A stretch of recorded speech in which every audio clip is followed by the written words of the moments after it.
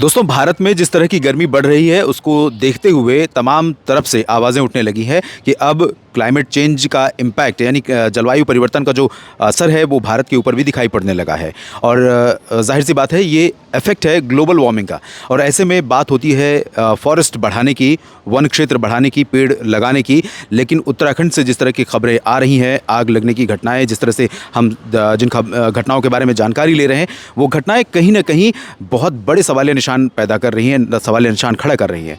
उत्तराखंड से 2 विजुअल्स मेरे खुद अपने एक मित्र ने भेजी हैं, जिसमें वो आग की चपेट में आते-आते बचे हैं, कार से जाते हुए, जब ऊपर से जलता हुआ एक बड़ा पत्थर कार की तरफ आगे बढ़ रहा था। वो वीडियो मैं शेयर करूँगा इस वीडियो में।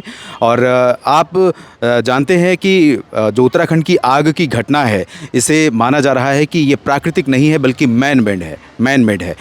महत्वपूर्ण ये है, ये समझना, ये जानना, इस बात का पता लगाना कि आखिर अगर किसी व्यक्ति ने इस घटना को अंजाम दिया है या शुरुआत की गई है, तो इसके पीछे लोग कौन हैं, कौन हो सकते हैं। अब तक इस मामले में तकरीबन दर्जन भर गिरफ्तारियां हो चुकी हैं और लगभग 400 से ज़्यादा केस रजिस्टर किए गए हैं आगजनी की घटनाओं के बारे में। और लगभग 130 से 150 हेक्टेयर वन भूमि जलकर ध्वस्त हो गई है, स्वाहा हो गई है।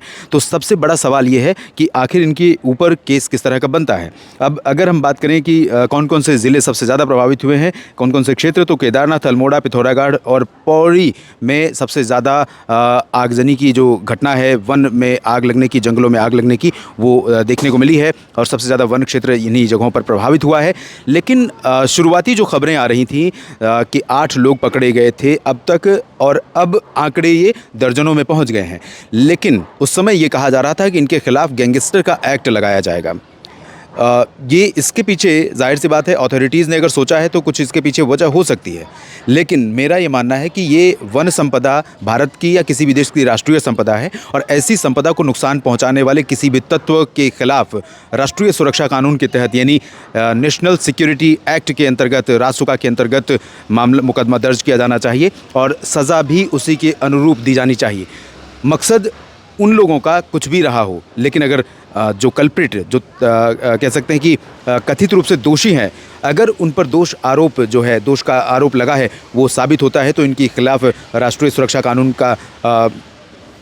को लगाया जाना चाहिए। क्योंकि ये अपने आप में एक राष्ट्रद्रोह का मामला है, राष्ट्र की संपत्ति को नुकसान पहुंचाने का मामला है। और अब मैं आपको दिखाता हूं वो विजुअल जो उत्तराखंड से मुझे मिले हैं, जिसमें सड़क के बगल से, जिस जगह से सड़क गुजर रही है, उसके अगल बगल का जो पहाड़ है, वो जल कर स्वाहा हो रहा है। ऑलरेडी पहाड़ों की जो स्थिति है, उत्तर भारत के जो पर्वतीय क्षेत्र हैं, इस हिमालय को युवा पर्वत कहा जाता है, युवा पहाड़ कहा जाता है, यानी उसकी जो लाइफ है वो बहुत ज़्यादा लंबी नहीं है, डेलिकेट है। और इसी वजह से अचानक लैंडस्लाइड की घटनाएं, मडस्लाइड की घटनाएं आप देखते हैं अक्सर होती रहती हैं, चाहे वो बारिश का सीज़न हो या बिना बारिश का सूखे का मौसम हो, तो और बर्फबारी का सीज़न हो। तो ऐसे में इस तरह की घटनाएं पहाड़ों को और कमज़ोर और डेलिकेट और रहने के प्रतिकूल बनाती रहेंगी। इस पर सरकारों को सख्त कदम उठाए जाने की ज़रूरत है।